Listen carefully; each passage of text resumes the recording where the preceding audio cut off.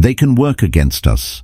That ache in your chest, the voice in your head, the impulse that whispers, just one message, just one moment. After heartbreak, it's not logic that betrays us, it's longing. And longing can make a man abandon his own dignity just to feel a flicker of closeness again. You'll find yourself wanting to reach out, to send a text, to say happy birthday, to be the good guy.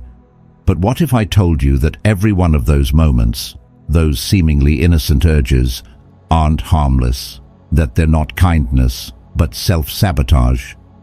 Because the truth is, when someone chooses to leave your life, they're also choosing to lose the right to your presence in it, not just on ordinary days, but on the meaningful ones too. That's why we turn to the no-contact rule.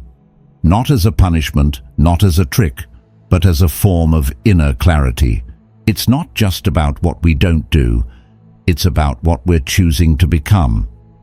In this video, I want to walk you through exactly when it's okay to break no contact, and more importantly, when it's not. Because some moments test us more than others, and if you don't understand the emotional traps hidden in those moments, you'll keep circling the same pain, mistaking it for connection. If this message is already speaking to you, it's probably because you're in that silent space now, where every day is a choice between collapsing and evolving. If that's where you are, then like this video, subscribe to Stoic Station, and let's walk through this together, with strength, with purpose, and with that quiet, unshakable power within you. Let's begin. 1. Don't text her on her birthday. Silence is the gift. You'll feel the pull. The calendar reminds you it's her birthday, and suddenly 1,000 memories come rushing back. The way you used to plan something thoughtful, the joy in her face when she opened your gift, the soft thank you over dinner, the kind that made you feel like you mattered. And now, she's not here, and you're not there, and you're wondering if maybe, just maybe, a birthday message could be the exception. But here's the truth. If someone walks away from your love, they walk away from the privileges that came with it. Birthdays, holidays, shared inside jokes, emotional access, all of it. You might tell yourself, it's harmless, it's just a text. But is it really? Or is it the one excuse you've been waiting for? Permission to reopen the door that was closed for a reason? That's the real question. Do you truly want to honor her day? Or are you trying to soothe your own ache? To feel connection again, even if it's shallow, even if it costs you progress? Because even if she smiles at your message, she moves on. And you? You stay stuck. You remind her you're still available. You prove she doesn't have to miss you because you never fully left. They need to feel the loss of you. They're not going to feel it if they get a message from you every birthday, Christmas, or pancake day. If every meaningful date becomes an excuse to check in, you're not healing, you're circling.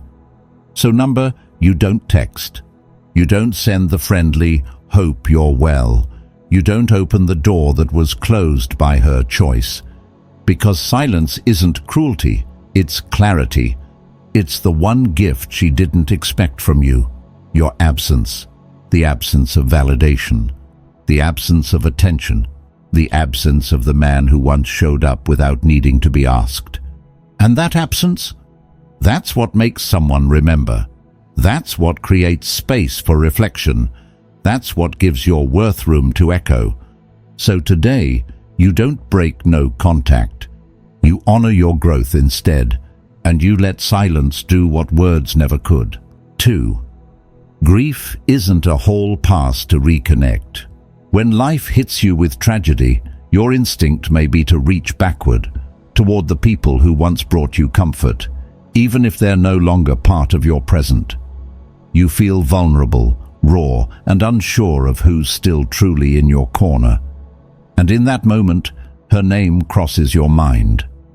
Maybe she was the one who used to hold space for your silence, who once made hard days feel a little softer.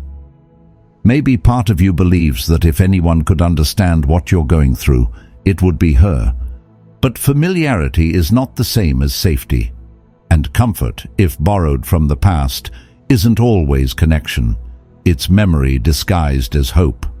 The hard truth is this: if she didn't want to stand beside you during your joy, she doesn't earn the right to be your shelter in grief. You have to ask yourself, not just if she was there once, but if she would be there now, consistently, durably, without conditions or confusion. Can she truly hold you through this moment and the ones that follow? Will she still be there next week, next month, when the ache is no longer sharp, but your need for steady love remains? If the honest answer is no, then reaching out to her isn't healing. It's self-sabotage. It's grasping at a fading shape, hoping it still fits into the life you're trying to rebuild. But what you're really doing is borrowing emotional energy from someone who already walked away. And that always comes with interest. Because when the dust settles, you'll be left with the pain of the tragedy and the reopened wound of someone who couldn't love you the way you needed. You might think, but she cared once. That may be true, but caring once doesn't mean she's capable now. It doesn't mean she can hold space for your grief without confusing your heart. It doesn't mean it's wise to reopen a chapter that already had its ending. Grief is a terrible, beautiful thing. It tears down illusions and tests everything we've built inside ourselves. But it also opens space. Space for new people, deeper bonds, surprising forms of support that don't come from where we expected, but from where we truly need. You cannot discover those new anchors if you keep running back to the broken ones. So let the pain be what it is. Let it hollow out what no longer serves you. Let it show you who's truly there, not who used to be. Be still long enough for the right people to find you, and strong enough not to reach for those who let go when you needed them most. 3. I heard she misses you means nothing.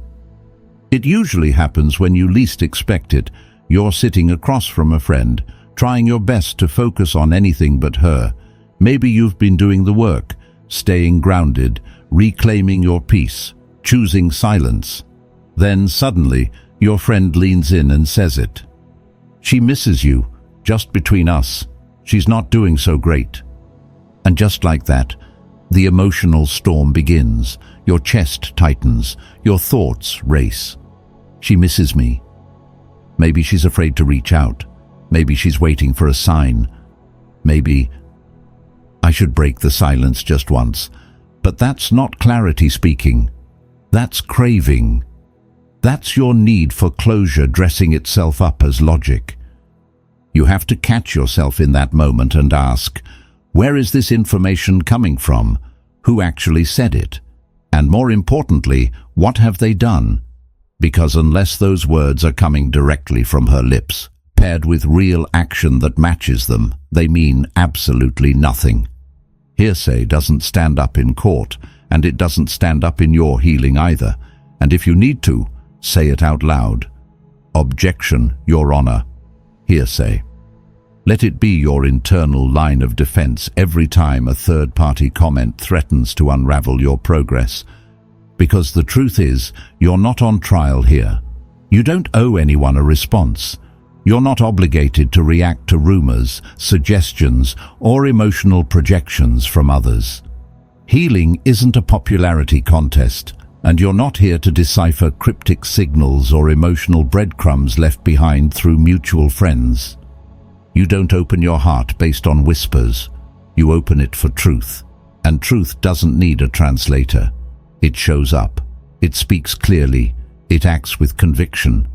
When someone genuinely misses you and is ready to show up differently, you won't need a friend to break the news. You'll know, because she'll say it. She'll take the risk. She'll reach out, fully aware that she may be rejected, but willing to do it anyway. That's what real change looks like. Until then, protect your peace. Don't let second-hand words rewrite your boundaries. Don't let someone else's nostalgia undo the discipline it took to stay silent. Your heart is not a courtroom for imaginary evidence. It's a sacred space, and not everyone gets to walk back in just because someone else says they're standing outside the door. Let her knock. Let her speak. Let her act.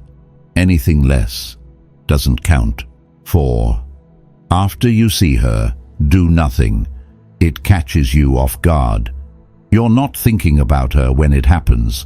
You're simply living your life, running an errand, attending an event, maybe walking to your car, and then there she is. Time bends, your breath shortens, your chest tightens with something familiar and painful all at once. She smiles. Maybe you exchange a few words. Maybe you just lock eyes across the room, caught in that strange moment of recognition that only former lovers understand. And then, just like that, she walks away, back into her world, back into her silence. But the moment follows you. It lingers. And in the hours or days that come after, your mind starts spinning. Should I text her? Was she hoping I would? What if she didn't know if she could? What if I'm supposed to make the next move? This is where you need to anchor yourself.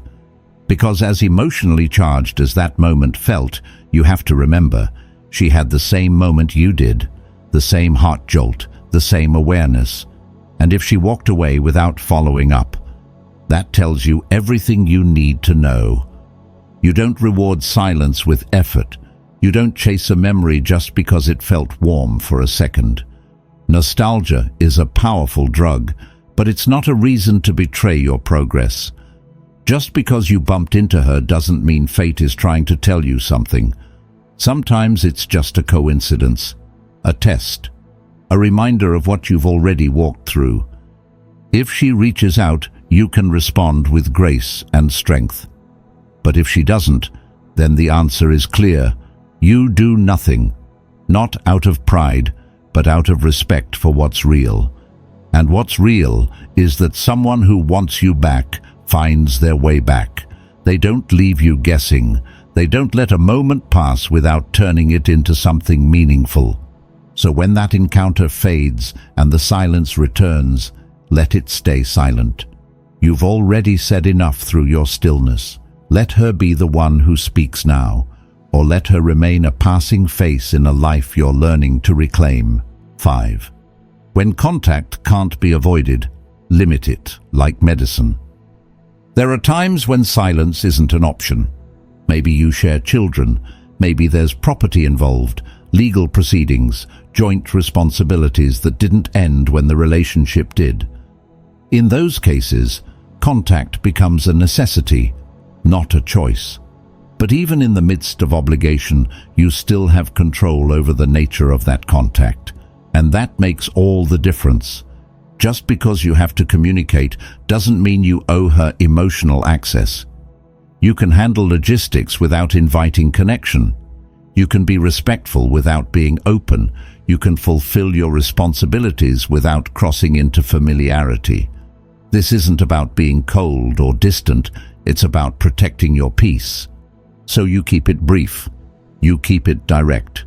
No jokes, no soft smiles, no remember when detours disguised as small talk, because what may seem like harmless friendliness can quickly unravel into emotional confusion.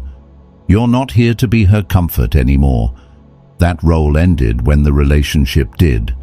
And when friends or family keep mentioning her, casually or curiously, you have a right to draw a line there too. You can say, clearly and calmly, yes, she's still part of my logistical life, but she's no longer part of my emotional world. Let's talk about something else. That simple boundary is an act of self-respect.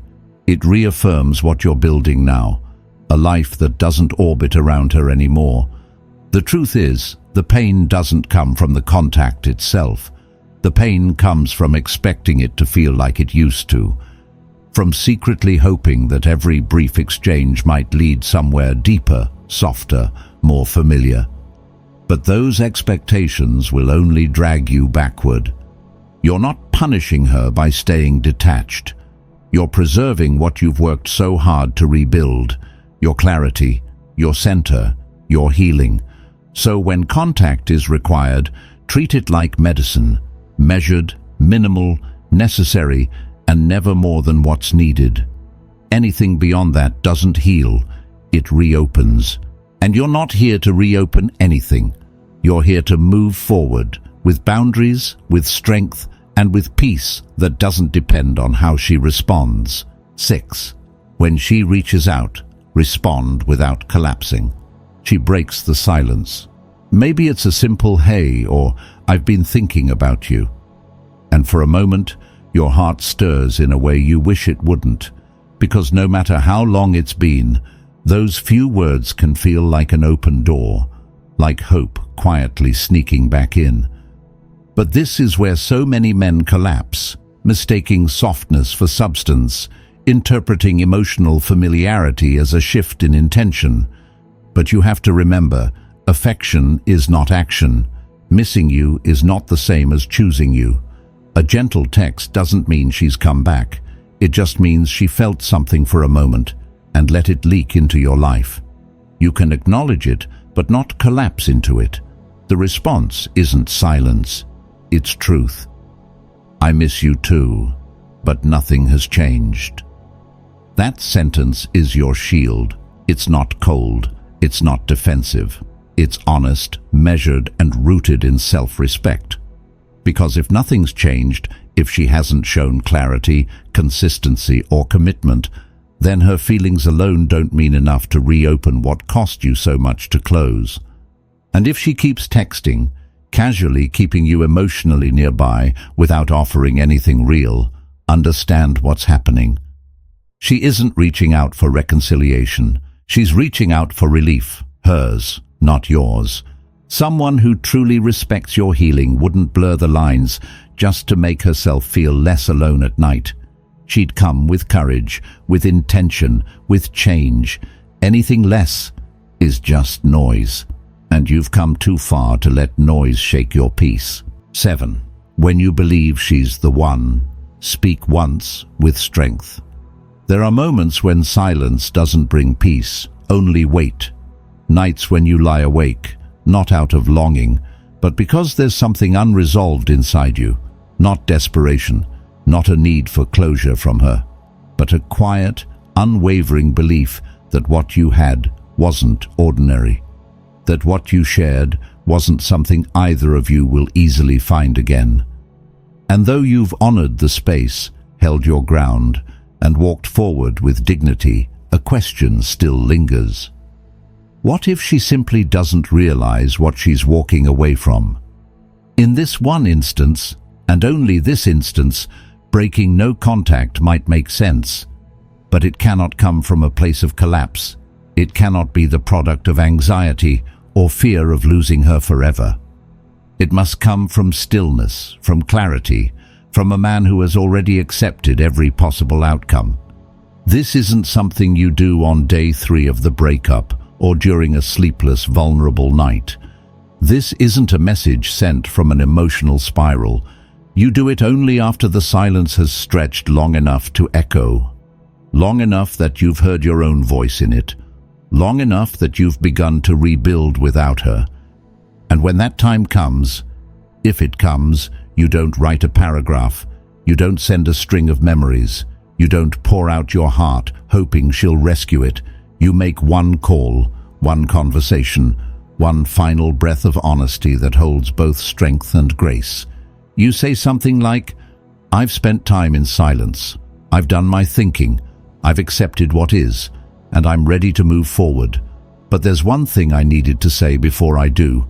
What we had wasn't average. It was rare. It mattered.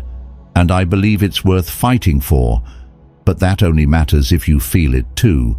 If you don't, then this is the last time I'll bring it up.